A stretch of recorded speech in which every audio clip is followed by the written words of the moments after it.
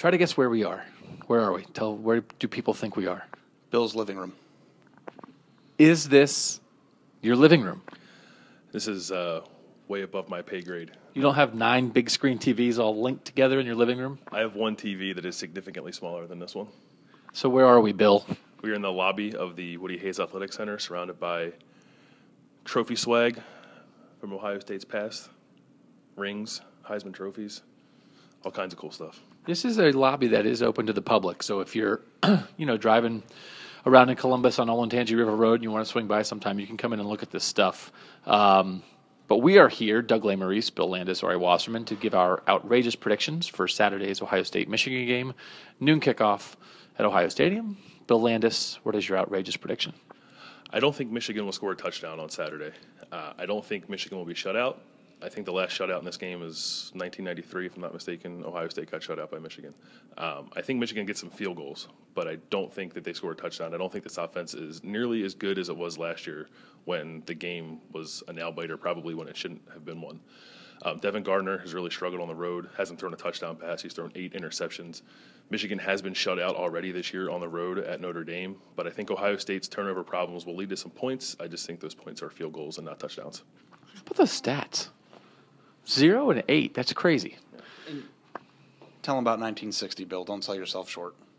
What about 1960? Your dad was born in 1960? Well, yeah, that is true. My dad was born in 1960, but that was the last time Ohio State shut out Michigan. Yeah, 1960. What's your outrageous prediction, Ari? I think Cardale Jones is going to throw a touchdown pass, and I'm not. This is going to be a first week where I don't think they're going to score 50, but I think Ohio State's going to have the game well in hand.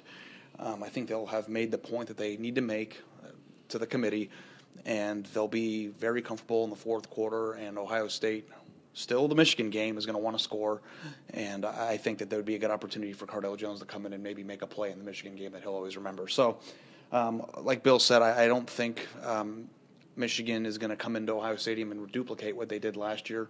As I wrote about earlier in the week, Michigan had a great offensive scheme, exposed Ohio State's big weakness in their secondary last year, and really took advantage of some things that Ohio State really didn't show earlier in the year. I don't think Ohio State has a huge weakness like that this year. I think they're going to come out and play very well. They have a point to make. Michigan's going to be down, and then I think Cardale Jones, like I said, is going to come in and make a play. I see this game a little differently than you guys do. Ohio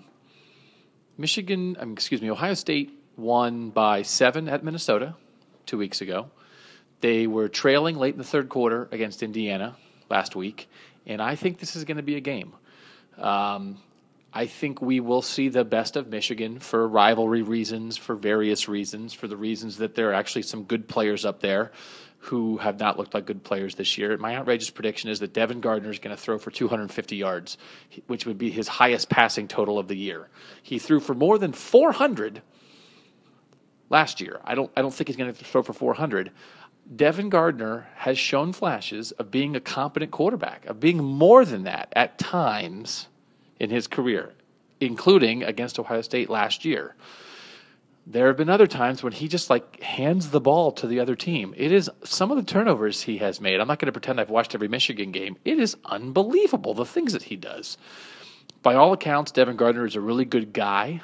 People in Michigan have been writing about what a good guy he is, what a legacy he'll leave for being a good person.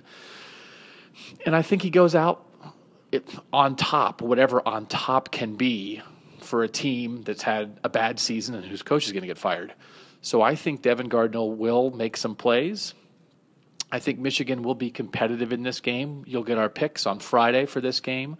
But I think Michigan is going to put up more of a fight than you would expect for a game that has one of the biggest spreads in the history of this rivalry with Michigan, a 3-touchdown underdog at the moment. It's important to note that last year's spread was 14.5 on the road, so it's kind of comparable. If you give 3 points to the home team, I guess, 5 points in a game like this is kind of big, but it is comparable where Ohio State was a 3-score favorite last year, and they obviously almost lost. So, and it is worth noting, everybody always talks about, it's like, how will you get up for a game like this when you're down? And wanting to spoil stuff for the other guys in this rivalry seems to be a great motivator. Ohio State could not have more on the line.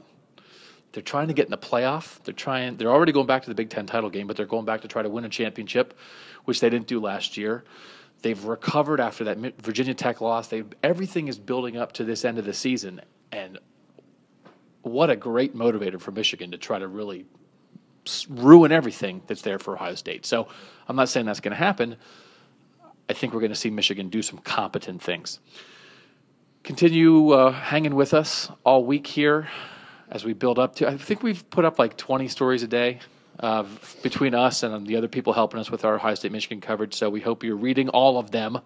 Thanks for watching here at cleveland.com. For Bill Landis, Ari Wasserman, I'm Doug Maurice, here inside the Woody Hayes Athletic Center.